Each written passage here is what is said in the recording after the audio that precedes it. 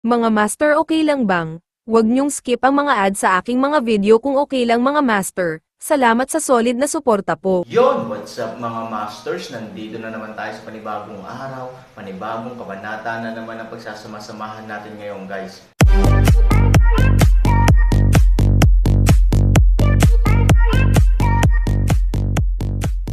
Bali mga masters, kung bago ka pa lang po sa aking YouTube channel, please click the subscribe button, lalong-lalo na po yung notification bell guys, para maging connected pa rin tayo sa isa't isa at maging updated kayo sa mga susunod ko pang video.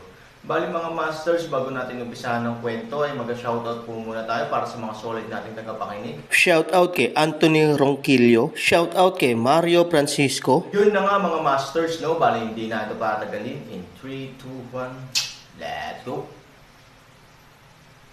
Hindi ako maglakas loob na sabihin na ito ay 100% totoo, ngunit ako ay hindi bababa sa 70% sigurado, ibinaba ng nasasakupan ang kanyang ulo at nagsumbong pabalik. Tapos walang ibang kakaibang paggalaw sa likod niya. Medyo kakaiba ang bagay na ito, kung ang isang sikat na tindahan ay sumailalim sa isang malaking pagbabago, hindi maiiwasang dumating ang mga nakatataas upang suportahan ito, ngunit ang problema ay dahil ang kanyang mga nakatataas ay ipinadala, ang kabigatan ng bagay ay dapat na napakahusay. Ang hindi naintindihan ni Lura Oxen, dahil napakalubhan ng sitwasyon, bakit wala pang 5,000 sundalo at kabayo ang pinakilos. Logically, ito ay hindi magkaroon ng kahulugan kahit paano niya ipinaliwanag ito. Walang kakaiba, biglang hindi napigilan ni Lura Oxen na sumimangot ng mas matindi. Dapat may mali dito. Sa makatuwid, dapat na mayroong isang bagay na hindi ka panipaniwala, ngunit hindi niya maisip kung ano ito ng ilang sandali.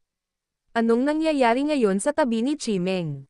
Tanong ni Lura Oxen. Ang mga lalaki at mga kabayo sa 11 milya ay pinalo.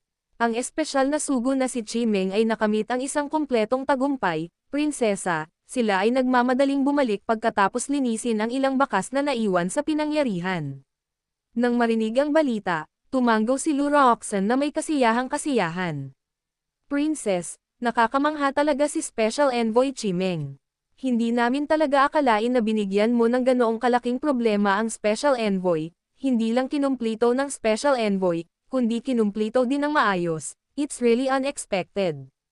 Hindi napigil ang mapabuntong hininga ang mga nasasakupan. Mahinang sumangot si Lura Oxen, siya lang ang nasa puso ko na karapat-dapat sa gawain, walang dapat ipag-alala. Umatras ka lang. Oo, Chimeng, kapag bumalik siya, hilingin mo sa kanya na pumunta sa akin sa lalong madaling panahon. Oo. Pagka-address ng kanyang mga nasasakupan, bahagyang inangat ni Lura Oxen ang kanyang ulo at tumingin sa sikat na tindahan. Ano sa lupa ang gusto mong gawin? Pinag-isipan niya itong mabuti, sa ilalim ng normal na loika ng bagay na ito ay puno ng mga anomalya, lahat ng nangyari ay may dahilan, saglit, gustong-gusto niyang malaman kung ano ang gusto niyang gawin dito. Sa bukid ng Trigo, napakaraming beses na nagbago ang nakatutuwang mood ni Ivory. Mula sa unang pagkabagot, hanggang sa kalituhan at pag-aalala matapos ang buong ilalim ng lupa ay yumanig, hanggang sa higit na pag-aalala pagkatapos na walang balita tungkol sa Han Sanchen, hanggang ngayon ang kalituhan. Malaki ang pinagbago ng buong mood niya, at ngayon ay hindi na niya alam kung anong klaseng emosyon ang dapat niyang gamitin para patatagin ang sarili niya ngayon. Umakyat si Xiao Tao ng ilang hakbang. Talagang nag-aalala siya tungkol kay Han Sanchen, Ate Ivory. Napakatagal na, pero walang gumagalaw kay Kuya Sanchen, baka may nangyari. Tumingin si Ivory kay Xiao Tao at umiling, hindi ko rin alam.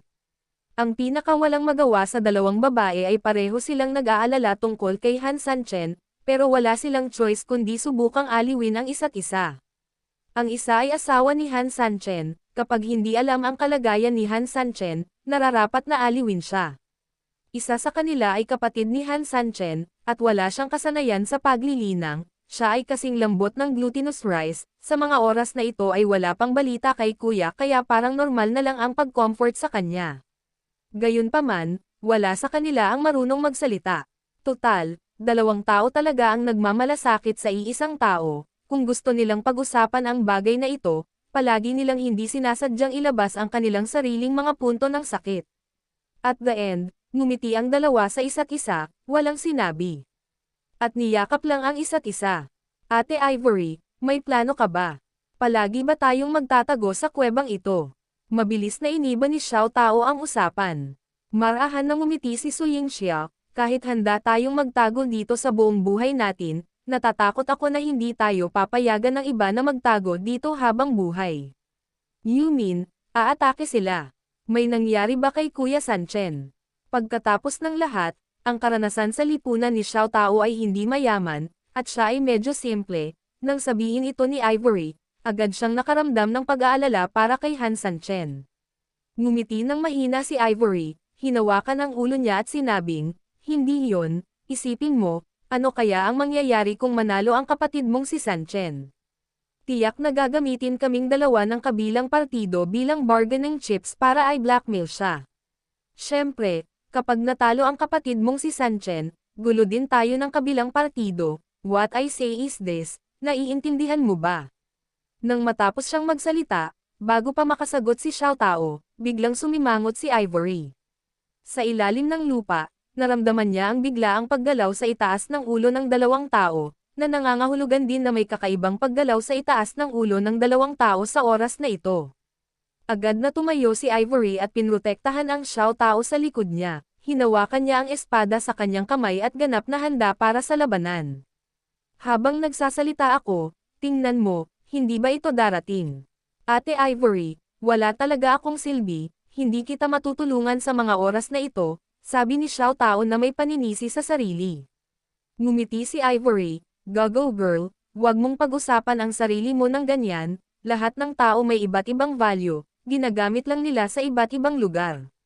Maaaring wala ka nang magagawa ngayon, ngunit kapag kailangan ni Han Sanchen na gumamit ng panguak sa hinaharap, wala na akong magagawa, di ba? Huwag kang mag-alala Ate Ivory, sisikapin ko talaga ang mga sikreto ng ating panguklan at tutulungan ko si Kuya Sanchen hanggat maaari. Naaliw si Xiao Tao, at biglang sumambulat ang kanyang fighting spirit. Magtago ka sa loob, at ako na ang bahala sa labas, sabi ni Ivory. Si Xiao Tao ay walang anumang rebuttal, tumanggo ng masunurin, at umatras. Alam niya ang kanyang mga kakayahan, kaya alam niya na hindi siya maaaring maging pabigat sa Ivory.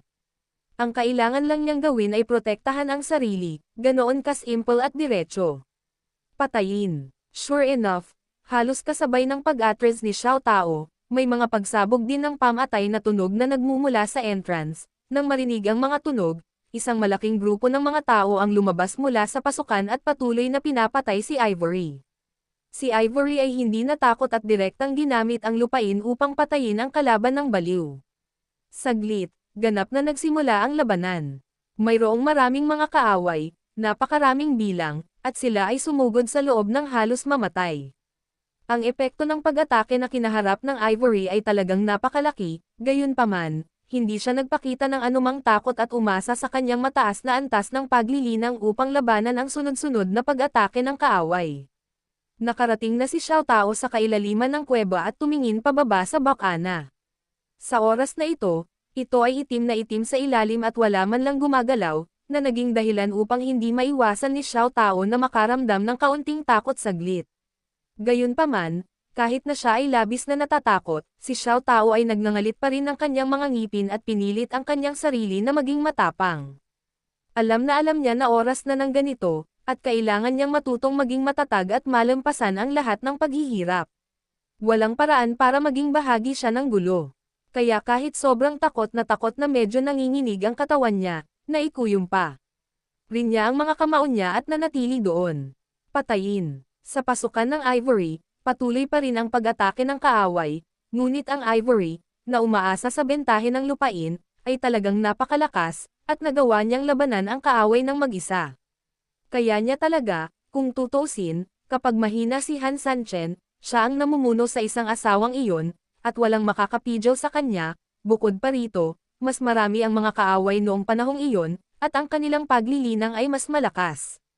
Sa panahon ngayon, halatang bumaba ng malaki ang antas ng mga pag-ataking kinakaharap niya, kaya natural, madali niyang haharapin ang mga ito. Pero halatang hindi tanga ang kalaban, sa oras na ito, tiyak na hindi niya pipiliing umatake ng ganito. Mabilis silang nakabuo ng ibang diskarte. Ang pangharap na pag-atake ay nagpatuloy, ngunit ang mga gilid sa magkabilang panig ay nagsimula ring patuloy na magbukas ng mga lagusan, sinusubukang umatake mula sa magkabilang pakpak. Gayunpaman, nangangailangan ng oras upang maghukay ng lupa, at nangangailangan ng mas maraming oras upang direktang masira ang Ivory sa isang frontal attack, ang ganitong pagkapatas ay hindi mareresolba kaagad. Sa kabilang banda, ganap na kontrolado ng halimaw si Han Sanchen, hindi mabilang na mga tao ang namatay sa dalampasigan sa ilalim ng matinding panggigipit, gayunpaman, ang halimaw ay hindi nagpapahinga at nagpatuloy sa pagpatay at paghabol ng baliw. Pero para sa mga tao sa sikat na tindahan, ang maganda ay ang underground door sa gilid nila ay ganap na nabuksan sa oras na ito, at nakatanggap na rin sila ng utos na umatras. Sa wakas, ang isang grupo ng mga tao ay hindi na kailangang maghintay ng walang kabuluhan dito upang mamatay. Sa lalong madaling panahon, ang isang malaking bilang ng mga tao ay mabilis na umatras palabas, at nagkaroon ng mas kaunting mga tao para sa mga halimaw upang patayin. Nagkatinginan ang tatlong lalaking nakaitim na hangin at nakasuot ng puting mga sugo, at pagkatapos ay tumango ang bawat isa. Sa susunod na sandali, ang tatlong tao ay direktang sumabog sa halimaw at nagpatuloy sa pag-atres sa labas, halatang napakalinaw ng kanilang intensyon, iyon ay, akitin ang halimaw sa labas. Ano ang magiging reaksyon ng halimaw? Sa katunayan, ito ang halimaw. Hindi naman kulang ang ng halimaw, makikita talaga nila ni Han Sanchen ang problema dito ng malinaw. Ang isip ni Han Sanchen ay napakabilis, ngunit hindi ito nangangahulugan na ang halimaw ay isang tanga. And to put it very harshly, kahit tulala siya, hindi siya halimaw sa kahit anong level, kumain siya ng mas maraming asin kaysa sa lakin ng maraming tao. Siyempre naiintindihan niya agad ang mga madiskarteng intensyon ng kalaban, sa isang kahulugan, ang kuweba sa dagat ng dugo ay talagang ang pinakaangkop na lugar para sa kanilang labanan.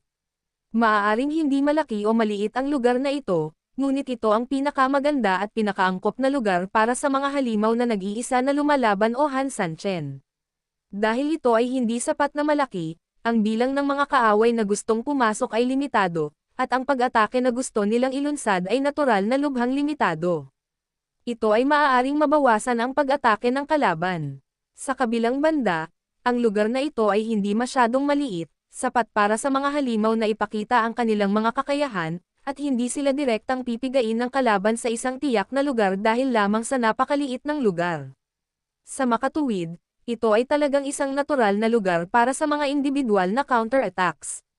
Once na lumabas siya, although the greater space is really conducive to his escape, or whatever, very obvious din ang disadvantages. Ang halimaw ay lumalabas pa rin, at ang dahilan ay talagang dalisay, iyon ay dignidad. Ang kanyang dignidad ay, hindi nagpapahintulot sa kanya na magkaroon ng kahit na katiting na takot, at hindi rin siya pinapayagan na magkaroon ng anumang kaganhawahan sa pakikipaglaban, anyway, ginagawa lang niya. Maya-maya, ang halimaw ay direktang pinamunuan ng kaaway sa labas. Nag-ambush na ang kalaban, pagharap sa umaataking halimaw, isang grupo ng mga tao ang agad na naglunsad ng pag-atake. Ang unang alo ng mga koponan ay may direktang pader ng laman ng tao, ngunit mayroon ding direktang pananambang ng mga eksperto, pagkatapos makita ang halimaw, maghintay hanggang ang iyong sariling mga tao ay lumabas mula sa loob, at pagkatapos ay direktang umatake. Sa isang putok, hindi mabilang na pag-atake ang direktang tumama sa halimaw. Ang halimaw mismo ay nasa isang galit na pagtugis, at nang bigla itong lumabas mula sa ilalim ng lupa, ang liwanag sa linya ng paningin nito ay naharang, at mayroon ding isang maikling blind spot, ito ay hindi makapag-react sa lahat, at ito ay direktang tinamaan ng 10,000 mga pag-atake. Kahit na ang halimaw mismo ay may hindi mabilang na itim na enerhiya upang protektahan ang kanyang katawan at nilabanan ang atake ng kalaban ng malapit na itong makalapit sa kanyang katawan, hindi biro ang libu-libong pag-atake, ang buong katawan niya ay direktang napaatras ng mahigit 10 metro, pagkatapos ay tumama ito ng malakas sa pader sa itaas ng underground door.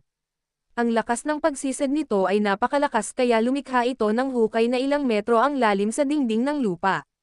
Sa sandaling ito, wala si Han Sanchen, kung may sense si Fan Fan, base sa pagiging maingat ni Han Sanchen sa pakikipaglaban, siguradong magtatalon siya sa galit kapag nakita niya ang kanyang katawan na sobrang brutal na sinisira ng halimaw. Kailan pa nakaranas ng kaiyahiyang pagkatalo si Han Sanchen sa isang labanan? Imposible lang yan. Ang may-ari ng nayon ay naikuyom ang kanyang mga kamao sa galit sa oras na ito. Handa siyang harapin ito, ngunit hindi niya pinangarap na talagang maninangil ang halimaw na ito. Kung alam niya na siya ay isang walang ingat na tao, siya ay nagpasya na huwag mag-set up ng anumang tatlong linya ng depensa, ngunit nais niyang direktang ilagay ang lahat sa unang linya, at pagkatapos ay sinamantala ang katotohanan na ang halimaw ay kalalabas lamang at hindi handa na gumawa ng isang masusing pag-atake, pinirito sa kawali. Naniniwala siya na sa isang buong suntok ng daan-daang libo, hindi banggitin ang direktang pagpatay sa halimaw, ngunit hindi bababa sa maaari itong seryosong makapinsala sa halimaw. Anong kahihiyan, anong inis, anong maling kalkulasyon? Binigyan siya ng Diyos ng pagkakataong gumawa ng isang nakamamatay na suntok, ngunit sa kasamaang palad ay hindi niya ito pinahalagahan. Bakit? Nabasag ng may-ari ng nayon ang kanyang kaliwang kamao gamit ang kanyang kanang kamao sa pagkabigo, at ang sugo sa tabi niya ay natahimik din. Ito ay talagang isang pagkakataon. Gayunpaman, walang mga problema sa lahat ng mga pagsasaayos. Ang sisihin, maaari lamang nilang sisihin ang kanilang mga sarili sa hindi pag-iisip ng ganitong peligrosong pagsasaayos ng sitwasyon. Sa madaling salita, kahit isipin mo, baka wala kang lakas ng loob na maglaro ng ganyan. Hindi mahalaga sa may-ari ng nayon. Bagamat nawala ang nakamamatay na suntok, nabuo ang ating pagkubkob, lahat ay nasa loob ng plano. Simulan natin ang pangalawang hakbang, sabi ng espesyal na sugo. Yun na nga mga masters, no? Bali panibagong kabanata na naman yung natapos natin ngayong gabi. Muli, maraming salamat po talaga sa walang sawang suporta po sa aking YouTube channel na talagang inaabangan nyo po ang bawat upload ko po. Bali mga masters, magkita-kita ulit po tayo bukas ng gabi at ngayon po ay magpapaalam po muna tayo. Bali mga masters, bye-bye!